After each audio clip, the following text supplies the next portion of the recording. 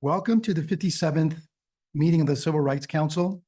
The meeting is being called to order. Mariel Block, Senior Legislative and Regulatory Counsel, will conduct the roll call. Councilmember Chan, Present.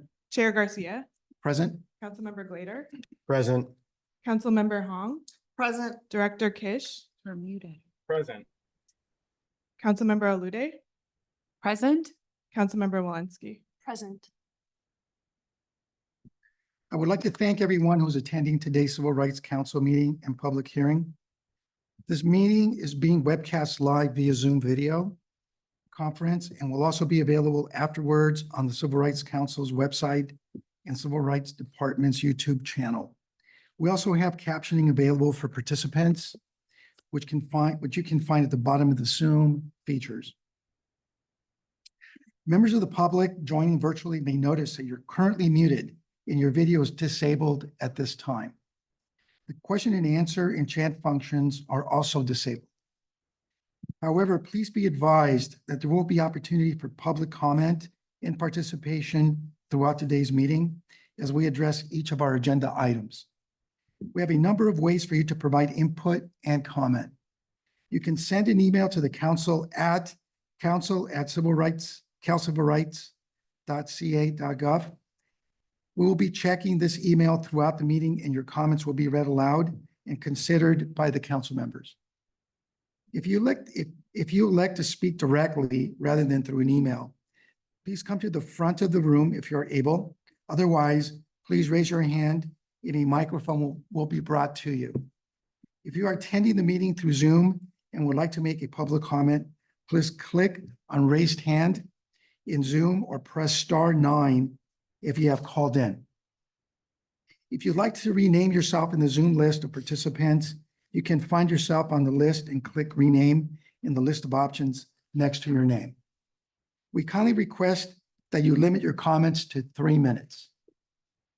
Department staff members we'd like to acknowledge at the outset of this meeting include Director Kevin Kish, Deputy Director of Executive Programs, Adam Romero, Assistant Chief Counsel of Legislative and Regulatory Affairs, Rachel Langston, and Senior Legislative and Regulatory Counsels, Mariel Block, Ali Sadler, and Suj Lee. Thank you for all those attending. We look forward to your participation throughout today's meeting. We will now review the agenda. We have copies of the agenda and the meeting materials can be accessed on the council's website at the CaliforniaCivilRightsCouncil.org. Today's agenda, we're going to cover the approval of the minutes. Oh, yes. At council@calcivilrights.ca.gov. Is that the right address? What is the correct webpage? www. At calcivilrights.ca.gov.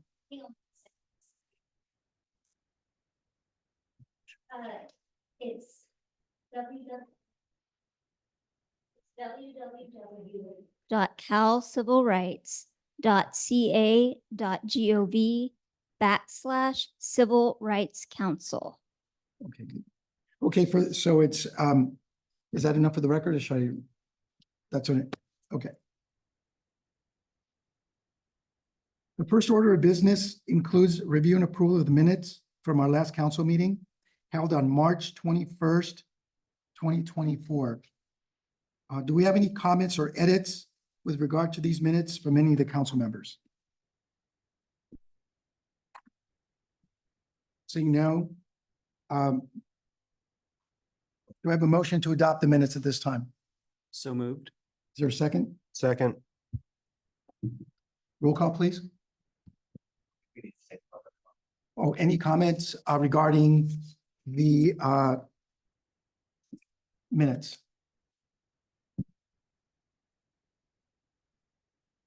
Hearing none at this time. Oh, it looks like there is a There's a comment? Yeah, it looks like there's a hand raised. Call-in user 1. You can unmute. My apologies. I'm actually going to make public comment at the end of this, for the 3 minutes. Okay, thank you. Okay. Then we'll proceed to the roll call. Councilmember Chan, Approved. Chair Garcia, Approved? Councilmember Glader, Approved. Councilmember Hong. Approved. Councilmember Alude, Approved. Councilmember Walensky. Approved. Okay, the matter is confirmed. For the remainder of the agenda, we're going to go over the council members' reports, Civil Rights Department reports. We're going to have a public hearing. That's item number 7 on the agenda on the proposed modifications of employment regulations regarding automated decision systems. Item number 8 will be subcommittee updates. Item 9 will be further public comment, and item 10 will be adjournment.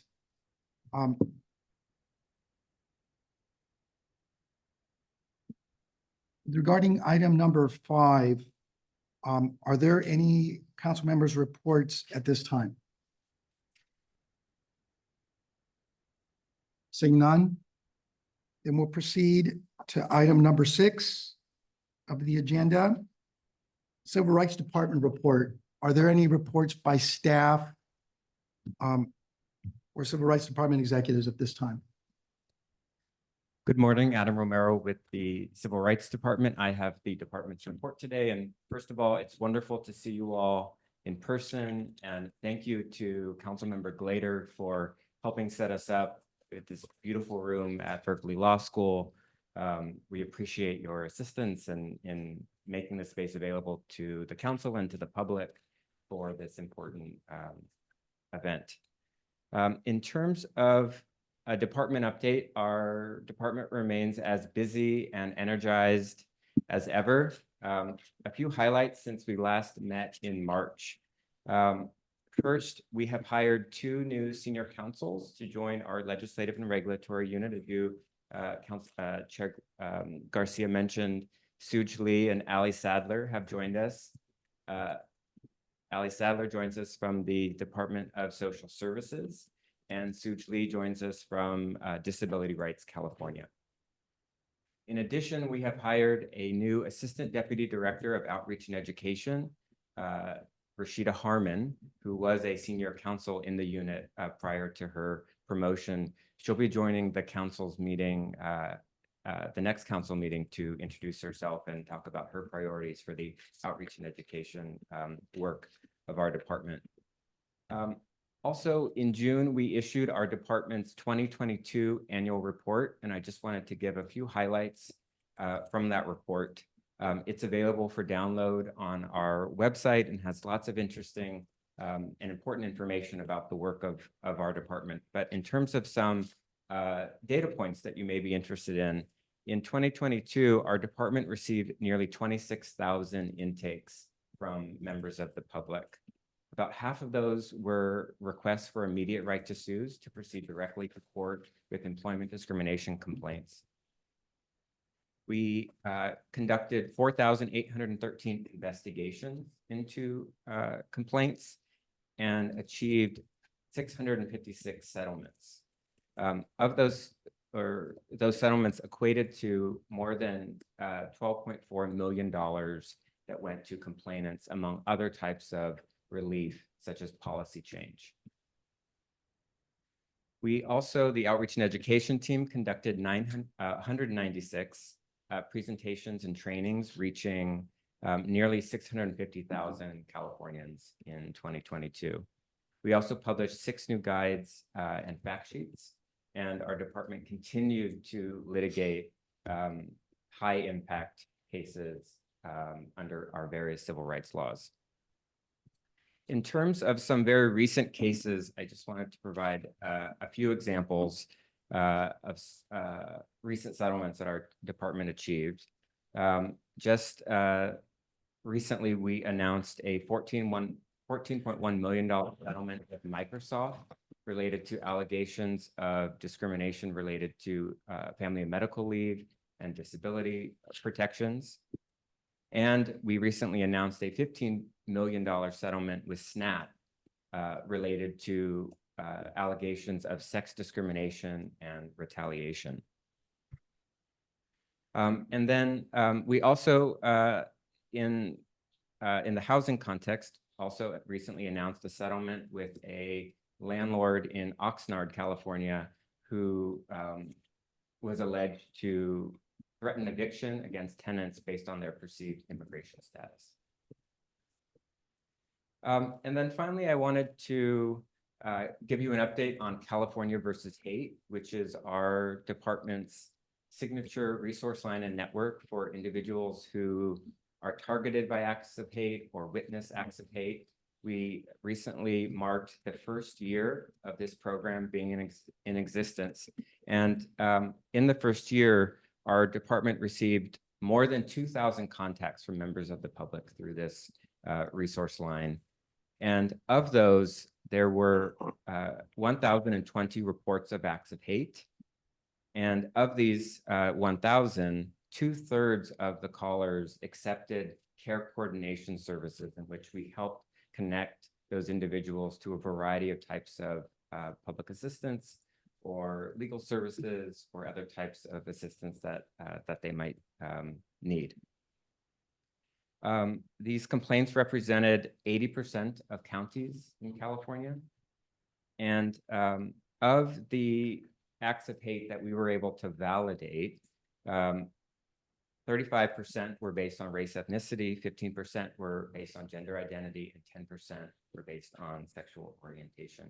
And so this continues to be an important resource as our state and the nation are seeing elevated levels of hate crimes and hate incidents based on protected characteristics. And so we urge Californians to take advantage of this free resource. And with that, I will end. Thank you. Thank you, Mr. Romero, for that comprehensive report. Are there any comments or questions from any of the council members? I do have one question. Mr. Romero, on those, with respect to the allegations reported about hate, are any of those allegations ever reported to law enforcement? They can be. One of the options that we help our people who report to us understand are not just access to the social services that I was, and legal services that I was mentioning, but also understanding that they can file a civil complaint with our department or a criminal complaint with law enforcement. Okay, thank you. Do we have any public comment on this particular agenda item? No public comment. Thank you, Mr. Romero. Appreciate that comprehensive report. Very interesting and I think demonstrates the really great work the department's doing. We're now going to move to agenda item number 7. Public hearing on proposed modifications to employment regulations regarding automated decision systems. Although we have made initial introductions, I'd like to again introduce and welcome you to the hearing portion of our meeting. Where on the record, I am David Garcia, the chairperson of the Civil Rights Council. And joining me today are members of the council, Julie Walensky, Adetunji Lude, Helen Hong, Jonathan Glader, and Denny Chen. It is approximately 10:15 a.m. on Thursday, July 18th, 2024. We're in Berkeley at the University of California, Berkeley School of Law in Law Building 7200, located between 2719 and 2763 Bancroft Way. Members of the public can also join this hearing through Zoom. Instructions for joining the hearing remotely are available at the website www.calcivilrights.ca.gov/Civil Rights Council. The purpose of today's hearing is to receive public comment on proposed modifications to the Fair Employment and Housing Act employment regulations regarding automated decision systems. As it relates to employment, the FEHA prohibits harassment and discrimination because of race, religious creed, color, national origin, ancestry, physical disability, mental disability, medical condition, genetic information, marital status, sex, gender, gender identity, gender expression, age, sexual orientation, reproductive health, decision-making, and military and veteran status of any person. The proposed regulations seek to clarify, make specific, and supplement existing state regulations interpreting the FIHA set forth in Government Code Section 12900 et sec.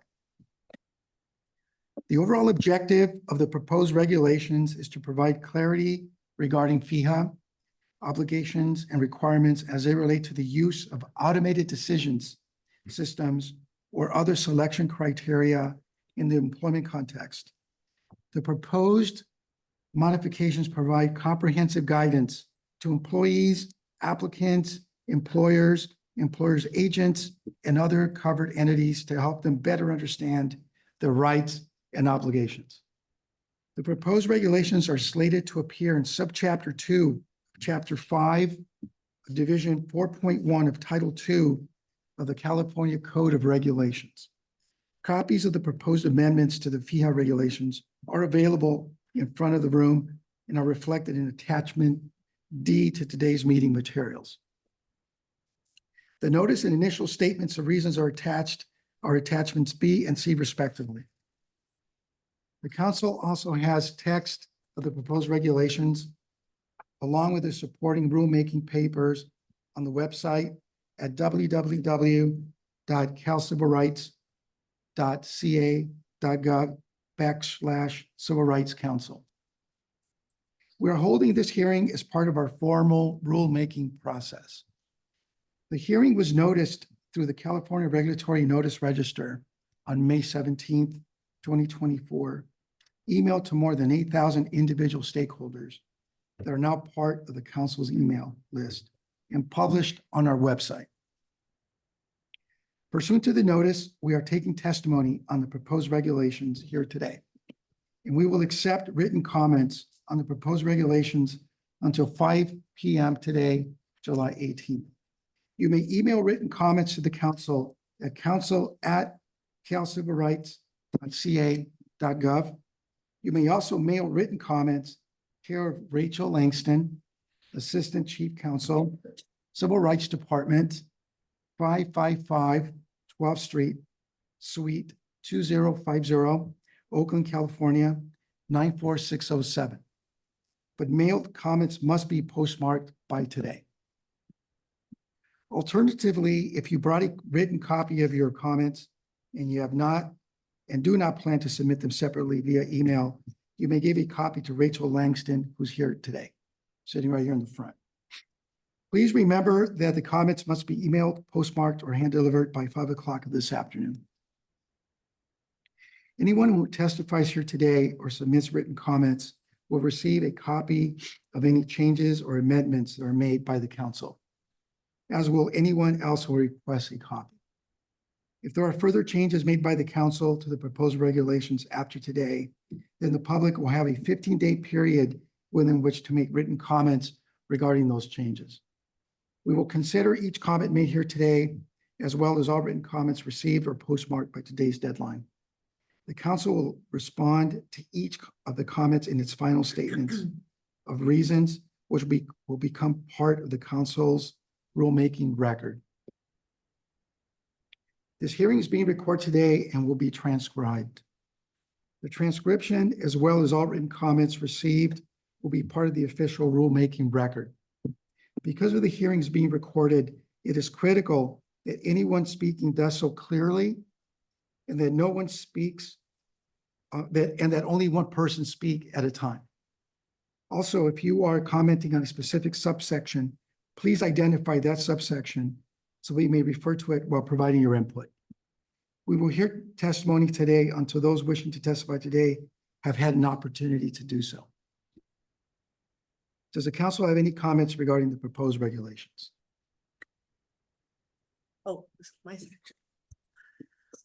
Good morning, everyone. On behalf of the subcommittee, we'd like to first recognize the work of former council member Tim Iglesias and current new subcommittee member Jonathan Glader. The subcommittee is extraordinarily grateful for the hard work and tenacity of the staff, specifically Rachel Langston and Adam Romero, for their work in helping develop these proposed regulations and preparing all the necessary administrative documents to get here today. As a reminder, these proposed regulations are results of over 3 years of meetings and hearings.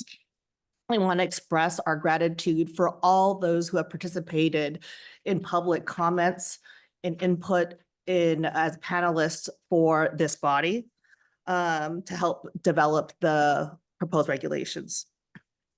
As Chair Garcia had mentioned, FEHA prohibits discrimination in all employment matters. However, we see that numerous surveys are showing that roughly 80% of all US employers and nearly all Fortune 500 companies use artificial intelligence in just the hiring process.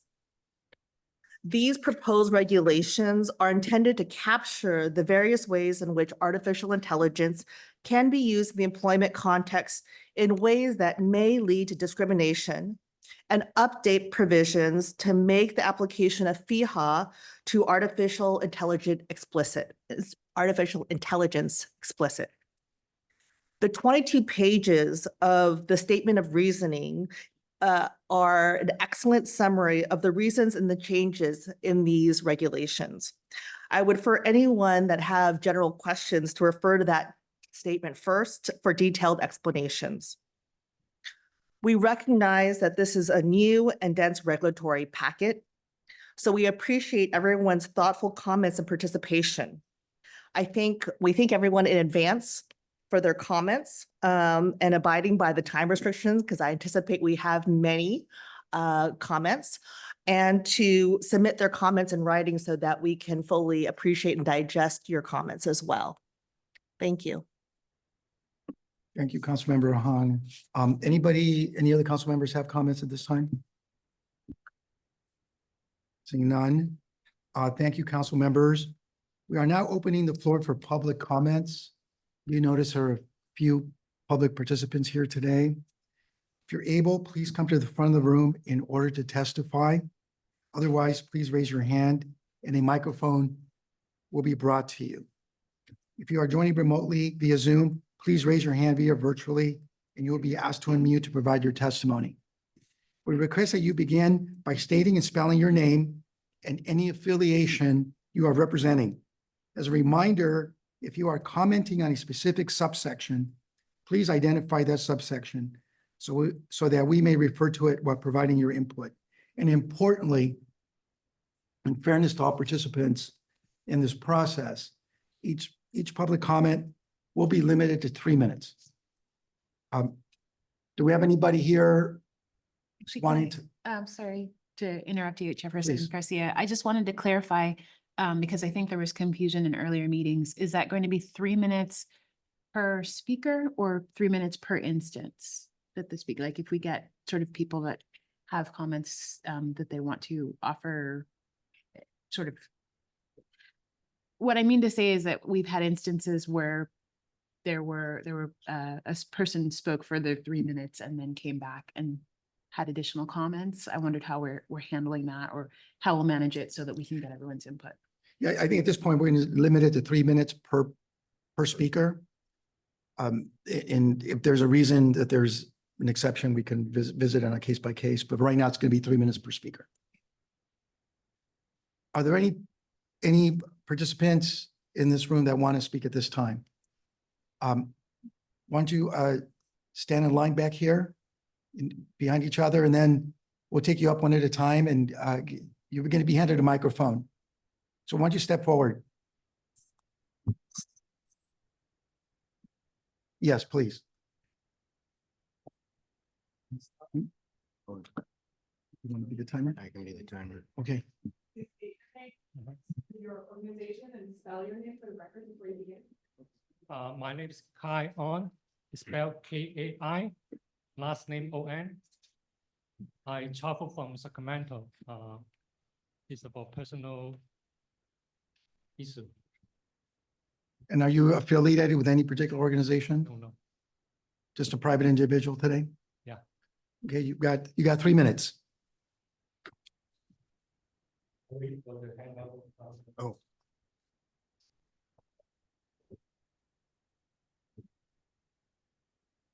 Please proceed. Good morning, Chair and all council member. I appeal Civil Rights Council to consider extending the authority of Civil Rights Department to investigate California state and local law enforcement that violate civil rights. My father, Woon Kong On, was hit by a car and died in downtown Sacramento. Sacramento police provide me fake investigation report, and Sacramento DA office provide me fake court case information. They have been covering up the truth of my father's death and the true driver that killed my father. Both SPD chief and Sacramento DA, Mr. Tian Ho, had never responded to my request to confirm the name of the driver that killed my father with their hand-signed signature. I went to City Council and Board of Supervisor, they didn't help. I went to Attorney General's office in February to submit the campaign. No response from Attorney General office. I lost my civil rights to get the driver's name that killed my father. I don't receive the civil right of receiving fair campaign process of local law enforcement. That's why I appeal the council can consider to include this kind of civil rights authority for civil rights department to investigate. It seems there's a political power in state capital covering up that story because I went to all Chinese state assembly member. They were barred to help me. Local media refused to pull my father's news for me. ABC 10 at Sacramento was 3 blocks away from my father was killed. Very close to, they also refused to help me to report my situation. I was Saturday student and City College student. I went to the professor, criminal justice and journalism professor. They are barred to help me. Mr. Un, your 3 minutes are up. I do want to thank you for your statement here today. We have your written statement. Thank you for your time and my condolences for your father. I'm sorry for your loss. And the council members will review your statement and consider its input. Thank you so much. Give me a couple more. I think can I give you 3 minutes? No, I received fake email. Okay, you can give that to Mr. Romero at the end. And thank you so much for your time. I really do appreciate you coming down from Sacramento. Thank you. Thank you so much. Do we have another speaker? Morning, Chair Garcia, members of the council. My name is Alonzo Martinez, spelled ALONZOMARTINEZ, and I am the chair of the advisory group at the Professional Background Screening Association, PBSA. We are an organization representing over 725 companies in the background screening industry, helping people get hired as well as find safe places to live. I appreciate the opportunity to share our perspective regarding the proposed modifications to employment regulations concerning automated decision systems. First, it's essential to clarify that consumer reporting agencies, or CRAs, should not be classified as employment agencies or agents. This is referenced to section 11008H under the proposed regulations. CRAs are highly regulated under the Federal Fair Credit Reporting Act and California's Investigative Consumer Reporting Agencies Act. CRAs do not make hiring decisions. They provide factual data that employers use at their discretion.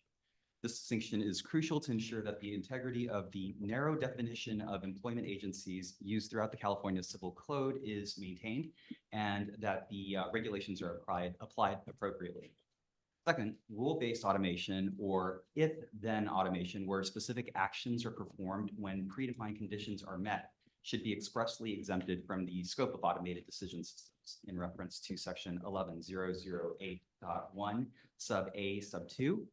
Any automation that can be easily explained, such as rule-based automation, should be exempt from the regulation. Only systems with highly complex self-learning capabilities should fall under the purview of the council's regulatory framework. Routine automation CRAs use is rule-based and lacks the complexity of artificial intelligence systems. These tools perform straightforward, repetitive tasks and do not make independent decisions. Therefore, excluding such simple automation processes from the regulatory framework is critical, just as mapping or spreadsheet software is already exempted from the proposed rules. Lastly, CRA should be exempt from the proposed anti-bias testing and aiding and abetting liability requirements in reference to section 11009 sub B. CRAs operate based on criteria set by employers, do not collect or use protected class-related information, race, sex, or religion, and do not issue final employment decisions. Imposing anti-bias testing requirements would be impractical and would increase privacy and data security risks. Additionally, CRAs serve as neutral intermediaries, providing factual information without influencing employers' decisions, making them inappropriate targets for aiding and abetting liability. In conclusion, PBSA urges the council to refine and propose regulations to explicitly exclude CRAs from the definitions of employment agencies and agents, to revise the definition of automated decision systems to exclude simple automation, and to exempt CRAs from anti-bias testing and aiding and abetting liability. I believe these adjustments will ensure the regulations are fair and effective without undermining the council's intent to protect against discrimination in the hiring process. Thank you for the time, and I welcome any questions the council may have. So Martinez, thank you for those comments. We truly appreciate your input and thank you for your testimony here today. Are there any questions from the council members? Seeing none, thank you so much for your time. Really appreciate it. Thank you, council. Are there any other persons that want to testify here today? Public hearing that are here present in this room? It appears that the public portion, people who are present, or do we have one? I was going to ask, do we have any at this point, since there's nobody else going to testify who's present here today, do we have any remote comments at this time? Yes. Call-in user 1.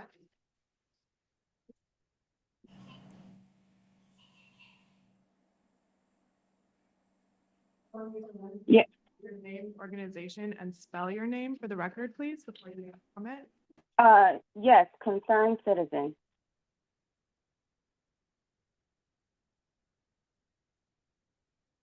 Can you hear me? Yes, we can hear you. Okay. Just let me know when I can start. You can go ahead and start. I just won a civil case in court after retaining an attorney for 2 claims. Your incompetent staff grossly neglected. You have been called the California Civil Rights Department for well over a year, but you haven't hired IT staff to change your name on your phone systems when constituents call in. And I've been mentioning this to you several months ago. On one occasion, Mimi Dave Ville, Contact and Support Services Unit Manager, didn't understand that when constituents call in, they have a legal right to record and document the call, as there is no expectation of privacy considering the fact that you're recording the call. The contact staff interrupts and hangs up on callers even while they are asking legitimate questions, and Mimi finds this unprofessional conduct to be acceptable. Kevin Kish himself has been notified of these issues I am raising here, yet he chooses to refuse to respond to correspondences or create change. Because of, but not limited to these reasons, you should be anyone's last avenue to find recourse, especially the fact that I won my case in court. At the time that I had a case with you, I worked with Deborah F. Brown, Consultant 3 Specialist. She disregarded all of my evidence and based her decision on what was told to her. despite the evidence I provided. My former landlord and owner knew about my disability and how it was exacerbated, though I was offered a closer car spot. The email correspondence that I provided shows I was offered it, but it was never told to me where it would be or when it would be. Even till this day, I don't know where it was or when it was. Tonya Newsom was even worse. My other claim against my former landlord was because of vector issues that were exacerbated my child and my disability. This was so bad that code enforcement in Sac County changed their policy over it because of this. Yet, Tonya was not given my case until 6 months into the year that she only had to investigate. She didn't even start investigating until 2 months before the year ended, and she closed my case because she couldn't reach one of 4 doctors that we submitted to her. She couldn't reach them. What was done was illegal. You should look at your reviews. You should look at everything that people are saying to you. I would have never brought anything to your attention if I didn't know I had a case. I love landlord-tenant law now, and I study it, and because of your gross negligence, I won my case and found an attorney. Excuse me, I just didn't mean to cut you off there. Your 30 seconds are up. Wanted to thank you for your comments. We'll definitely consider them and review them carefully. And thank you so much for your participation in these hearings today. Staff, do we have any other callers? Ashley Hoffman. Can you please spell your name for the record, your organization? Yes, good morning, Ashley Hoffman, spelled ASHLEYHOFFMAN, here today on behalf of the California Chamber of Commerce, and we will be submitting written comments as well. I wanted to start off by saying that we absolutely agree with the intent of the council here. We want to make sure that it is clear that discrimination exists, whether or not an act was committed with ADS, AI, other technology, or without it. However, we do have some concerns with the regulations presently as drafted, and I wanted to highlight 3 of those this morning. First, we appreciate that the council has started looking into this issue several years ago. However, between that time when they started looking into this and started initially drafting these regulations, the landscape regarding ADS and AI has changed considerably. The legislature this year alone has introduced dozens of bills, with many of them still moving. And many of those bills still consider definitions of ADS and AI, when and where assessments regarding discrimination should be performed, and more issues. And many of those crucial decisions will be determined in this space in the next 2.5 months, both by the legislature and also the administration.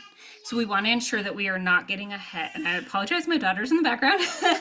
We do not want to get ahead of that process or pass any regulations that conflict, especially when we're considering other definitions.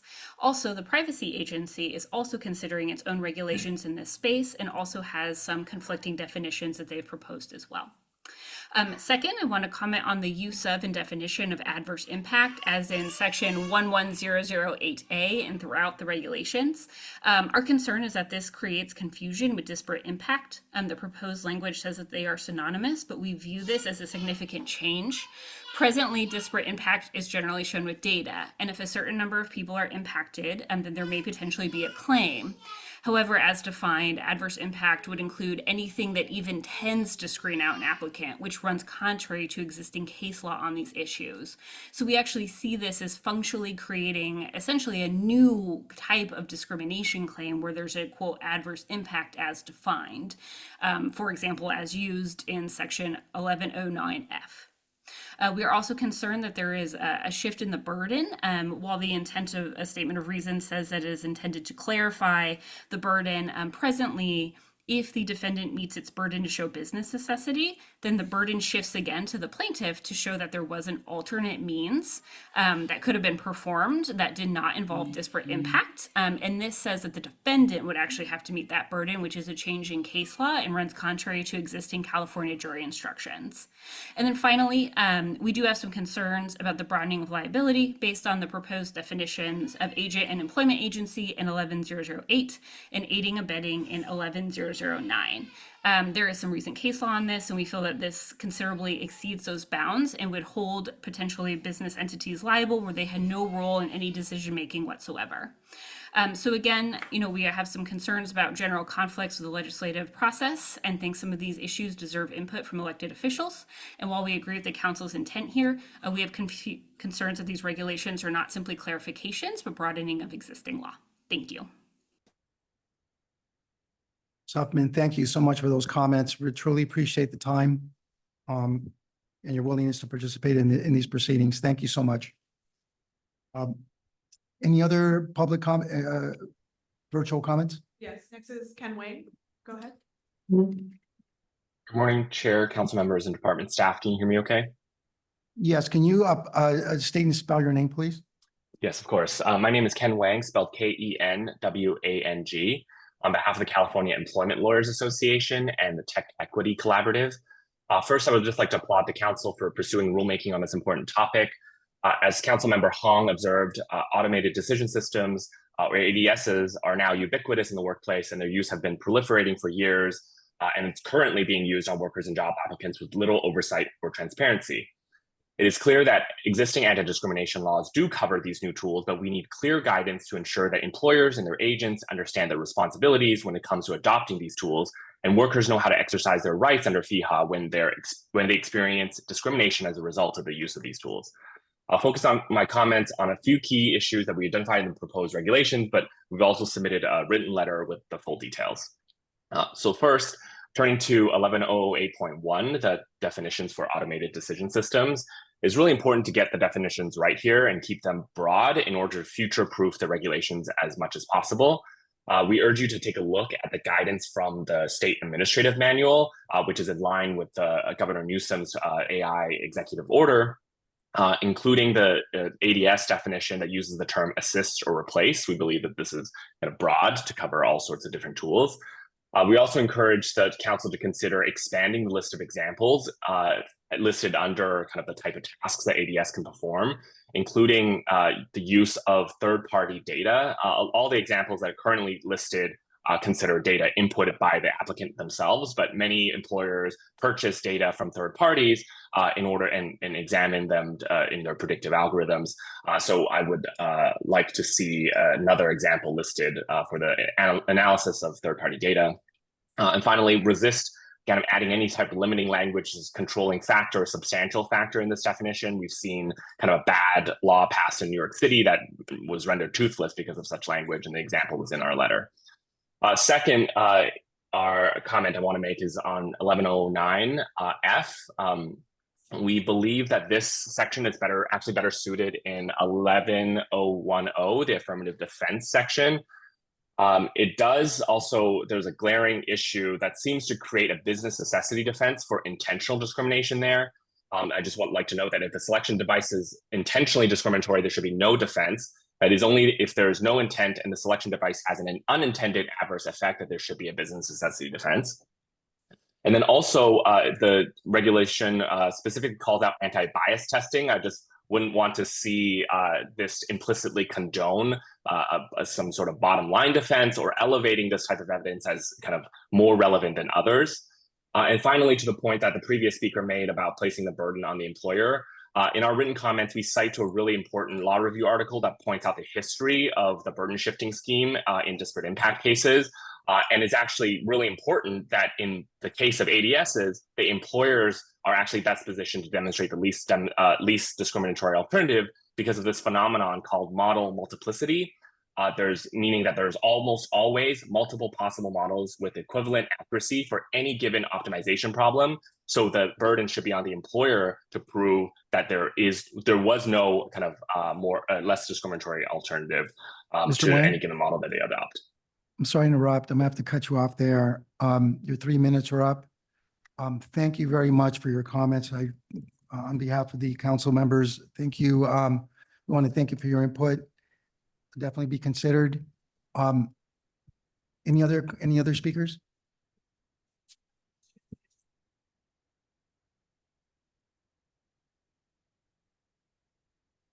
And say your organization for. Good morning, council members. My name is Regina DeAngelis, Regina DeAngelis, DeAngelis. I'm a member of the Association of California State Employees with Disabilities, often referred to as ACSED. ACSED is a nonprofit membership organization dedicated to addressing issues that impact people with disabilities who are working in or are seeking to work for the state of California. Thank you so much for considering these issues and giving us the opportunity to comment. ACSED submitted written comments in the form of a letter from our president, Bobby Duda, on July 13th. And we thank you for reviewing that letter. I'm here today to emphasize ACSED's support for the proposals and also to recommend some additional considerations that are further outlined in our letter. Particularly, we suggest that with respect to employers working with people with disabilities, that specific laws should be taken into consideration and integrated either specifically by reference or intent into the proposals, that being the ADA, the Americans with Disabilities Act, and the Civil Code of California, Section 51, Section 52, among others, again, outlined in our letter. We also want to emphasize that to the extent the proposals touch on issues regarding the use of automated decision systems when actually interviewing people, that the proposals take into consideration the fact that certain people need extra assistance with tools such as people with low vision issues, blind, or other physical limitations.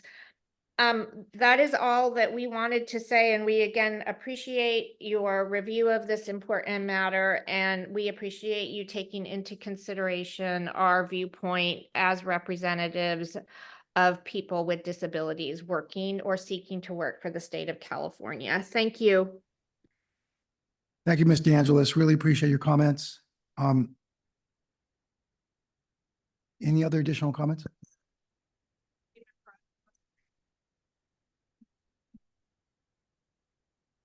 Good morning. Please state your first and last name and spell it, please.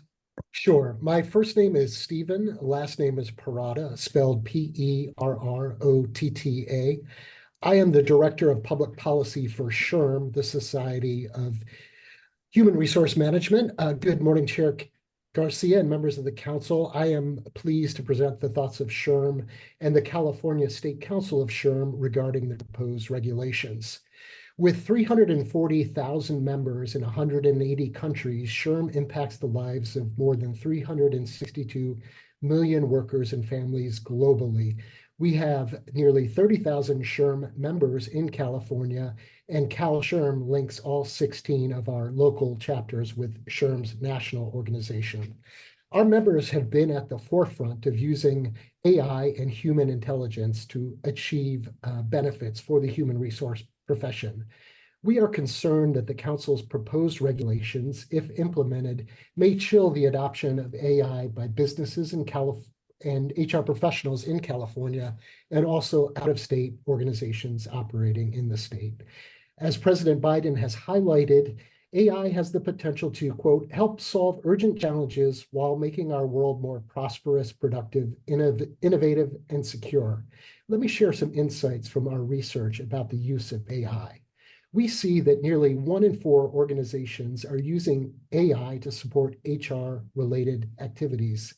HR professionals have been embracing AI to address complex demands. Our survey research finds that among HR leaders using generative AI, 75% report increased organizational efficiency, 69% say it has increased creativity, and 65% say it has improved work quality. As AI becomes integral to business operations, California workers need the opportunities that these tools presents to remain competitive in the global market. With these trends in mind, we believe it's important to understand the positive impact of AI. The Council's initial statement of reasons discusses the risks of algorithmic discrimination, but does not contain a statement mentioning some of the potential benefits of AI. And we, of course, believe it's essential to adopt AI policies responsibly, and we are helping our members do this. As will be discussed in our written comment, we see that AI helps save time and reduce costs.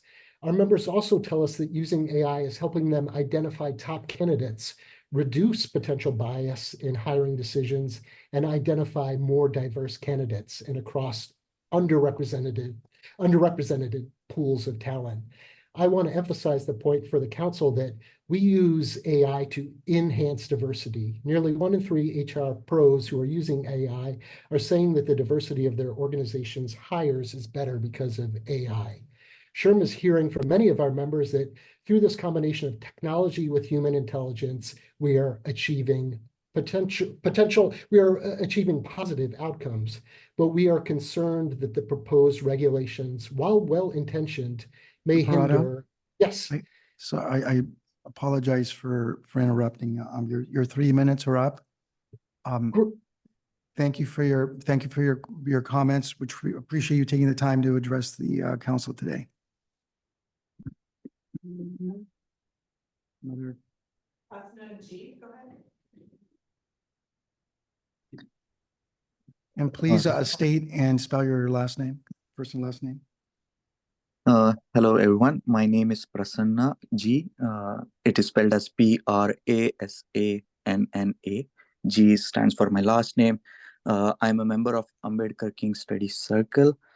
I work here in tech, and I'm working specifically in AI and machine learning here.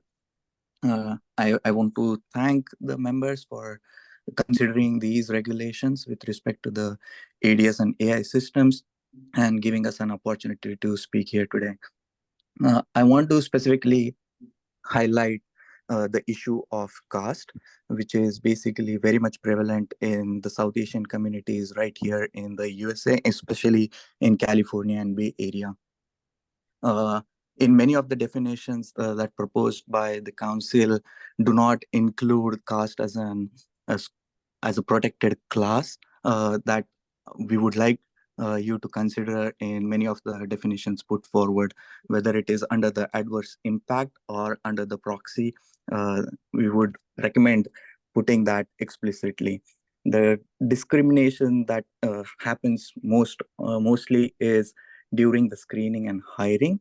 We would also like you to consider the specific characteristics that are taken into consideration by these ADS and AI systems, which are known as features, and very specifically taking into consideration the name of the applicants into such systems.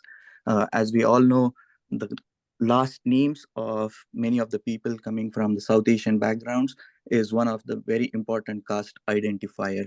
Not allowing that to pass through the system as an characteristic would definitely help in reducing the bias created in these systems.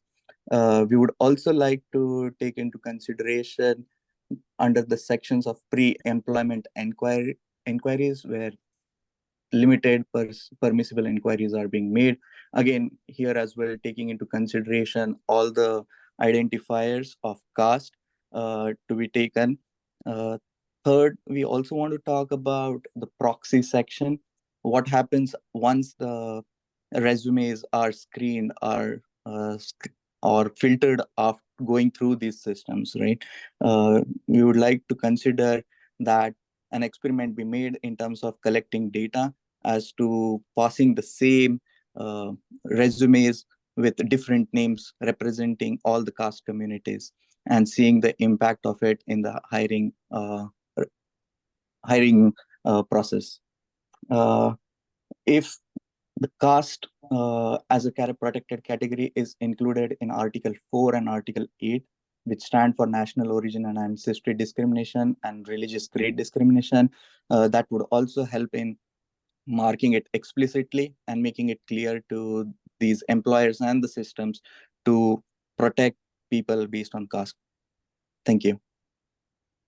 Thank you very much for your comments. Truly appreciate it. Any other public speakers? Ajinka A. Hello. Can you hear me? Yes, we can hear you, and please state and spell your name. Yeah, my name is Ajinkya A, Ajinkya, Ashok, Ashok. I am member of Ambedkar King Study Circle. We also submitted a written comment today morning, and I'll refer to that written comment today. So, Ambedkar King Study Circle commends the California Civil Rights Department for proposing regulations to prevent employment discrimination due to artificial intelligence, algorithms, and other automated decision-making systems. The practice of caste is widespread among South Asians in the United States, as evidenced by our testimonies collected, followed by the Cisco caste discrimination case. This often results in exclusion, discrimination, and exploitation. The lack of data makes it challenging to prove or disprove caste-based discrimination in hiring or promotions. However, there is a noticeable dominance of so-called upper castes or the dominant castes in hiring and firing positions. A significant study by well-known professors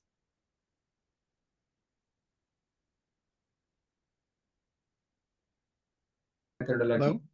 I think we lost you for a second. Resume by well-known professors confirms caste-based discrimination in resume shortlisting. We urge CRD to use the same methodology, submitting resumes with identical qualifications but different names representing Dalits, the caste oppressed individuals, and caste Hindus. This approach will help identify biases in recruitment and resume shortlisting. Training companies to ensure their automated decision-making systems are caste sensitive will promote fair employment opportunities for the caste oppressed. Along with that, as my friend and member of AKC has mentioned, I want to refer to the statement by Governor Newsom, where the caste discrimination is prohibited categorically in the category of ancestry, and that is why we should take much more careful view of this when relegating these decisions to artificial intelligence. Thank you. Thank you very much. Very, very much appreciated. Next speaker, please.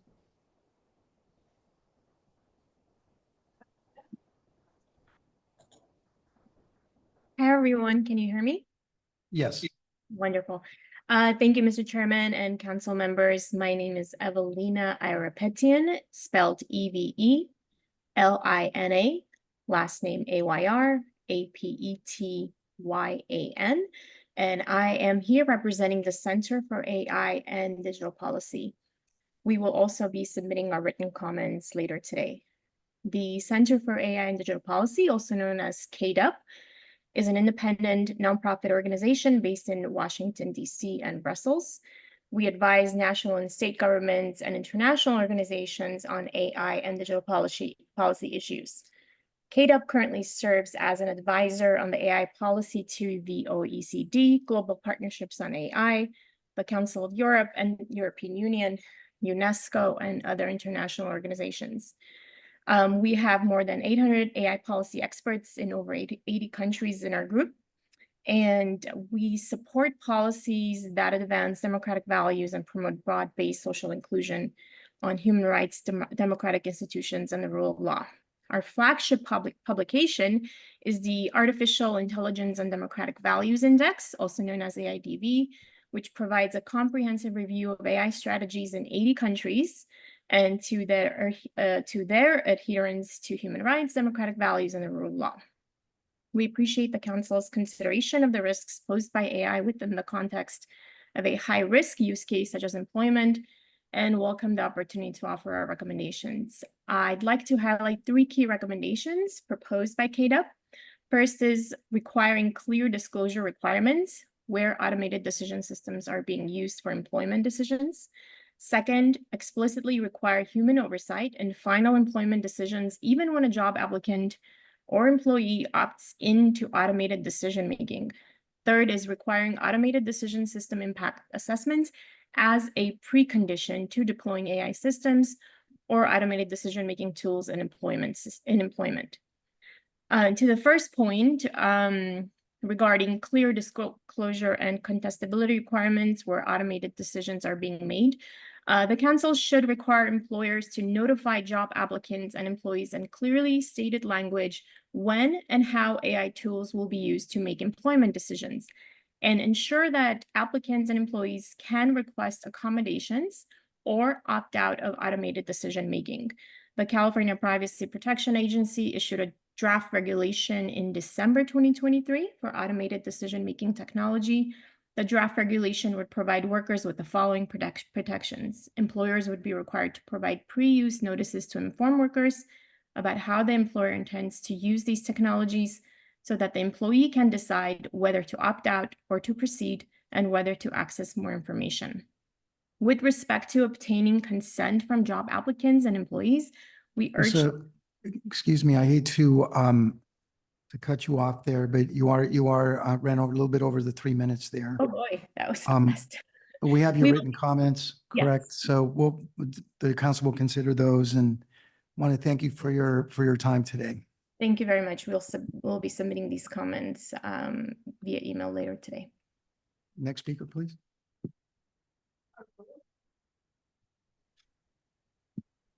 Hello. Can you hear me? Yes. Okay. Hello, council members. My name is Arul, Arul. I'm here as a member of the Ambedkar King Study Circle. I endorse my colleagues' comments on the caste-based bias that is not being addressed but can exist. We just know about it and now trying to address it in a systemic way. In this light, we all by now know that AI imitates human behavior. The AI systems are based on the data available. That itself is an expression of privilege. There is a proven huge data gap in the existing data worldwide. So how do we address the non-existent data? The rule-based automation and the decision-making can be biased on what kind of rules that are included and what kind of rules that are excluded, or who makes those rules, and what do they know, and what is their world. So the most dangerous part is there is no accountability in automated decision-making. The problem of using automation and machine learning, as a person who is working in it, the ML and AI is a part of reasoning. The decision is not trackable with definite backtracking to point out this is a specific reason. It is based on probability, and none of the AI systems address the issue of privilege of who can create data, where the marginalized do not even have the privilege of creating their own data. A large example of that is how gender data gap affects the marks that were made during the COVID.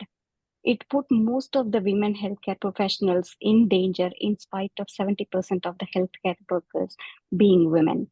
This is referred in the research by the Professor Caroline Criado-Press and Gender Data Gap in her book Invisible Women, and after that what she did with the data gap in the current situations. This is just one example. The generative AI appears with a caveat.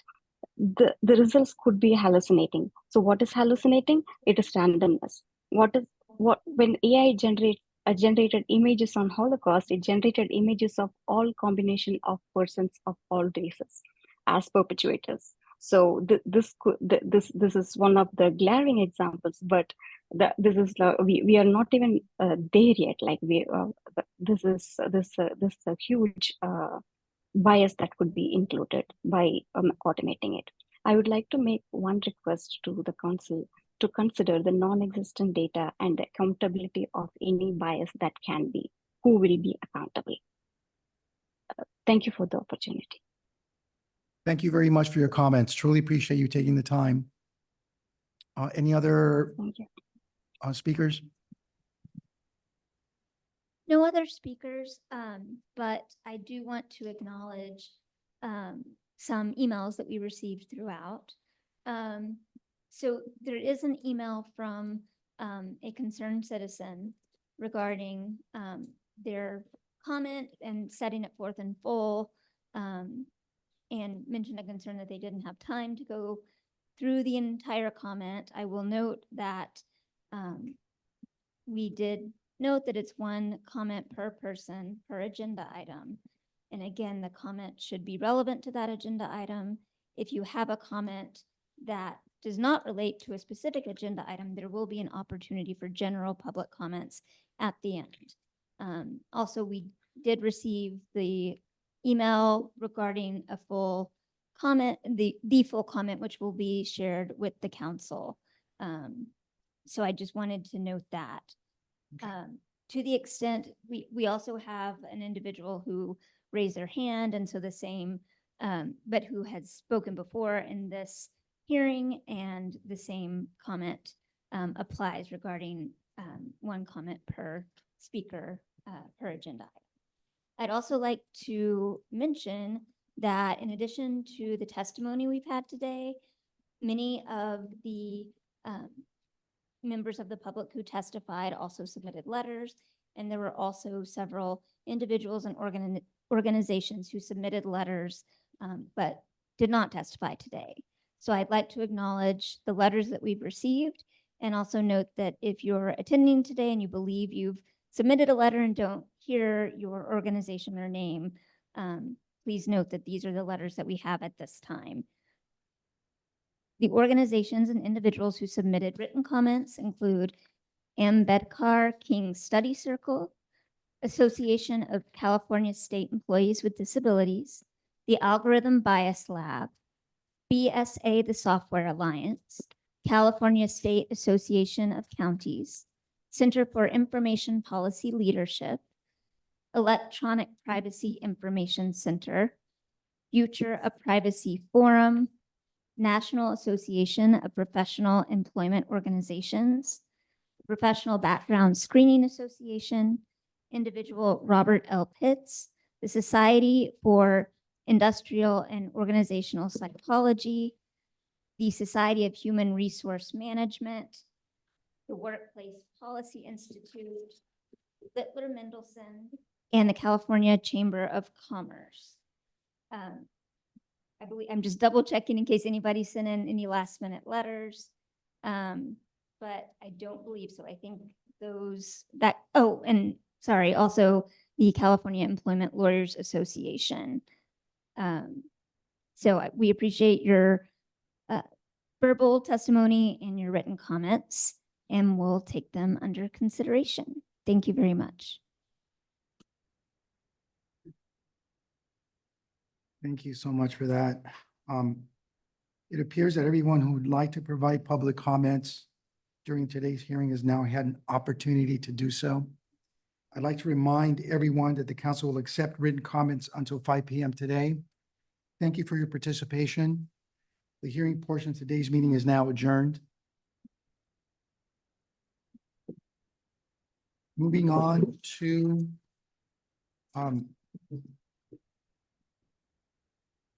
Could you state the time, the ending time of the hearing, please? yes, we ended 11:09 a.m. Thank you.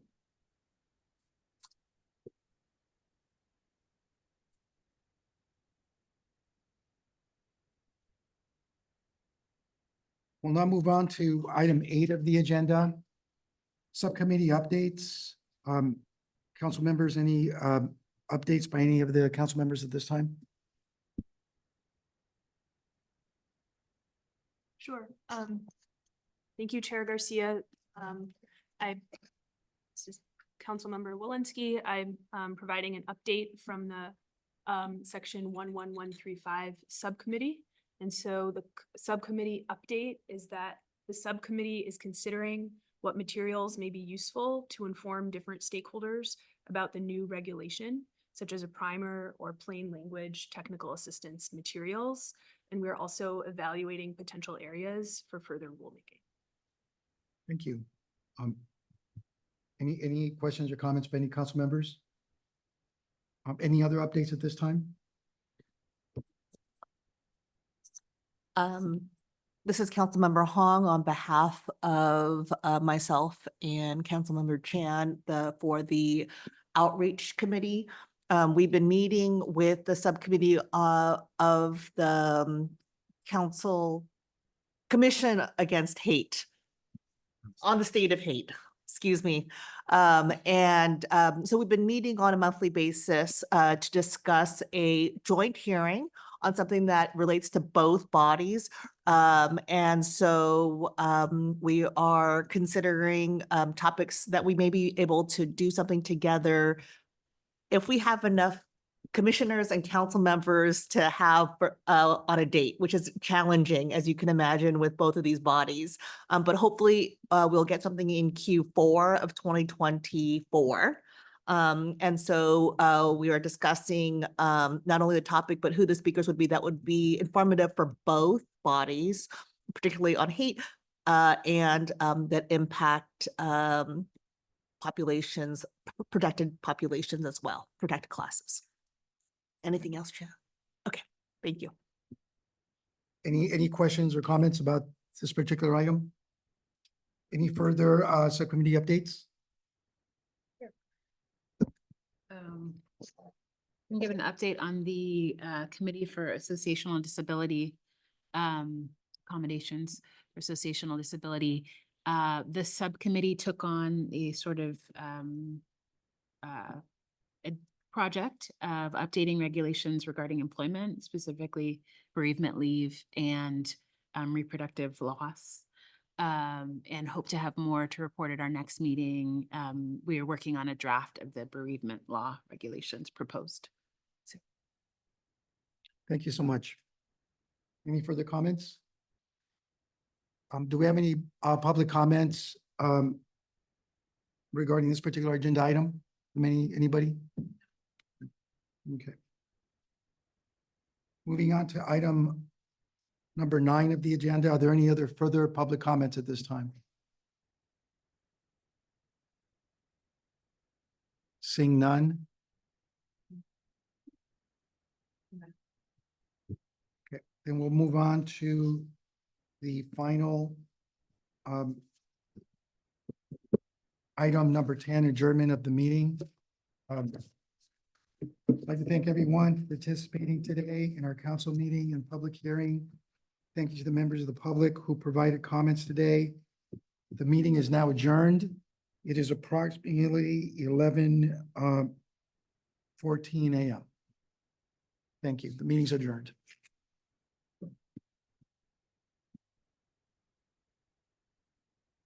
Well done, Chair.